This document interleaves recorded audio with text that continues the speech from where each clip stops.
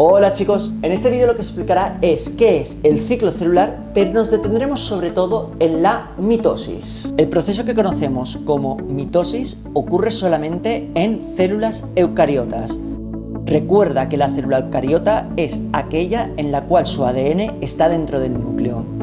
Gracias a la mitosis, una célula eucariota, a la que llamaremos madre, se divide en dos células a las que llamaremos hijas. Aquí podemos ver un organismo protista denominado ameba.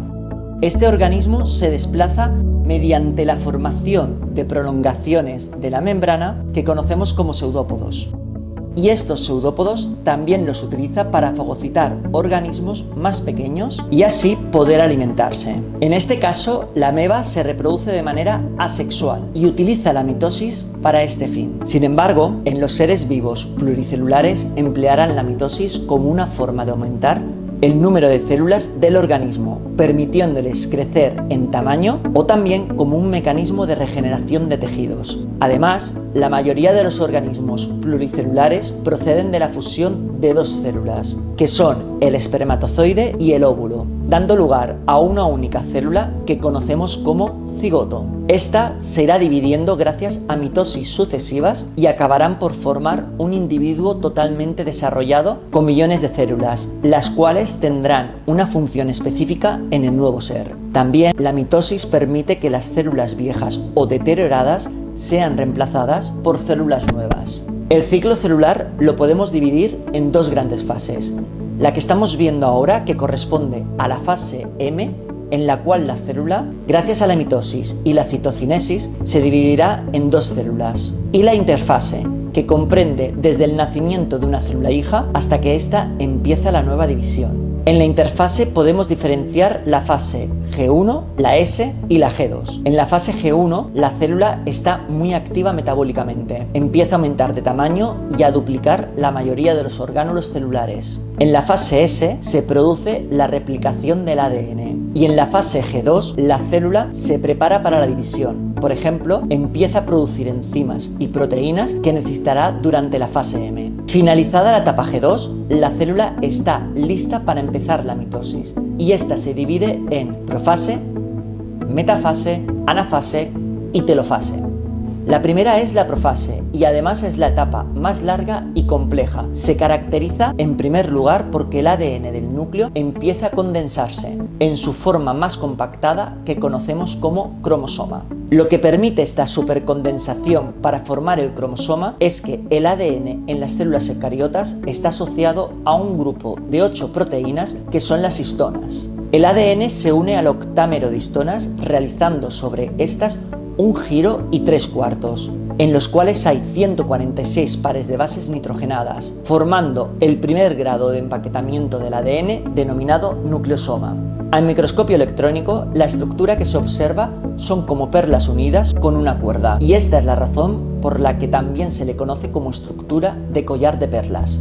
Las perlas corresponderían al grupo de 8 histonas y la cuerda correspondería al ADN. El ADN unido al grupo de 8 histonas forma el nucleosoma, pero el conjunto de nucleosomas de la célula, que abarcaría el 100% del ADN, recibe el nombre de cromatina. Que el ADN esté asociado a las histonas y forme lo que conocemos como cromatina es necesario en las células eucariotas debido a la gran longitud que tiene este, ya que si estirásemos el ADN contenido en el núcleo de una célula humana llegaría casi a los 2 metros de largo. Durante la interfase, el conjunto de nucleosomas que forma la cromatina se encuentran descondensados en el núcleo, pero al llegar la profase se necesita que la cromatina alcance un grado de compactación máximo. Los nucleosomas se enrollan sobre sí mismos formando lo que se conoce como solenoide y así se producen sucesivos plegamientos que acaban dando lugar al cromosoma. Estos cromosomas presentan la típica estructura en X. Aquí el ADN está duplicado para ser pasado a las células hijas. Cada mitad de cromosoma duplicado recibe el nombre de cromátida hermana y cada cromátida se encuentra unida por una constricción que conocemos como centrómero. En el centrómero nos encontramos unas estructuras conocidas como cinetocoro. Estas tendrán un papel fundamental en el reparto correcto de los cromosomas a las células hijas. Ahora nos centraremos en un orgánulo conocido como centrosoma. En este podemos diferenciar tres partes, que son Por un lado, los centriolos, que se localizan en la parte interna del orgánulo y está formado por un conjunto de 9 tripletes de túbulos.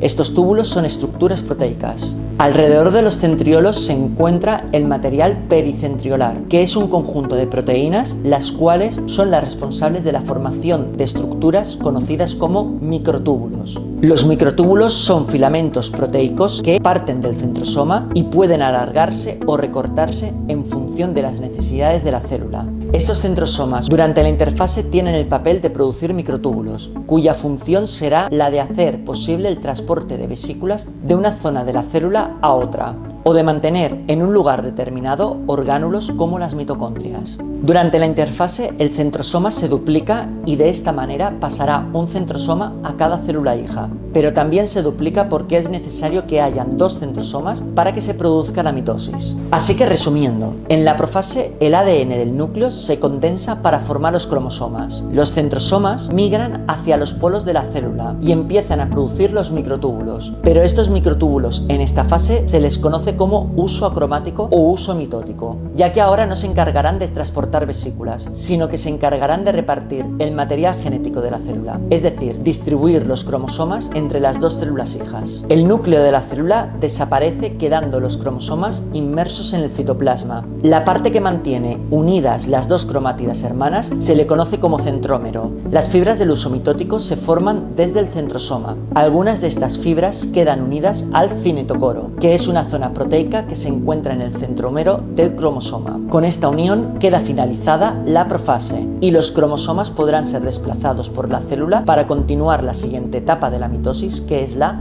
metafase.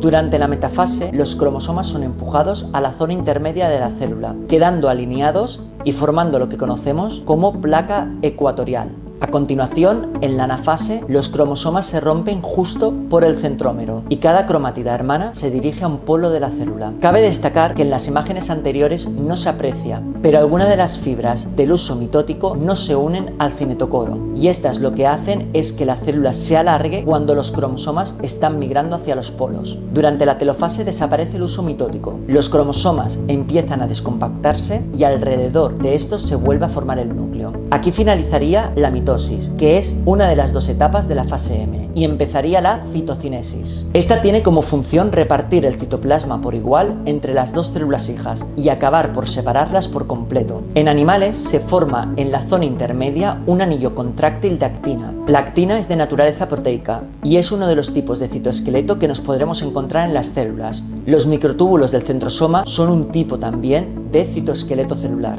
El filamento de actina son 2 cadenas entrelazadas asociadas a una cadena de miosina. La miosina se desplaza a lo largo de la actina haciendo que el anillo contráctil cada vez sea menor. Esto conlleva a que las células hijas se acaben separando definitivamente y se da por finalizada la citocinesis, empezando las células hijas de nuevo el ciclo celular. Las células vegetales presentan pared celular, por lo tanto, la forma de separarse las 2 células hijas se realiza al producirse la fusión de vesículas cargadas de polisacáridos en la zona intermedia, que va haciendo que la nueva pared celular vaya creciendo desde el interior hasta que se une con la pared celular más externa, y de esta manera las células hijas quedan separadas. Chicos, hasta aquí. Recordad que en la página web de protonizados.com podéis descargar los libros de texto de manera totalmente gratuita. También deciros que las imágenes que aparecen en este vídeo las podéis encontrar clicando en la descripción del vídeo y también las páginas del libro donde podéis encontrar esta parte del tema. En mis redes sociales de Instagram, Facebook y Twitter se os iré informando de cuándo voy añadiendo libros de texto en la web o cuándo voy subiendo vídeos en el canal de YouTube. Por mi parte nada más, si te gusta el vídeo no olvides suscribirte clicando en esta pestañita de aquí, no os olvidéis en darle al like y también tenéis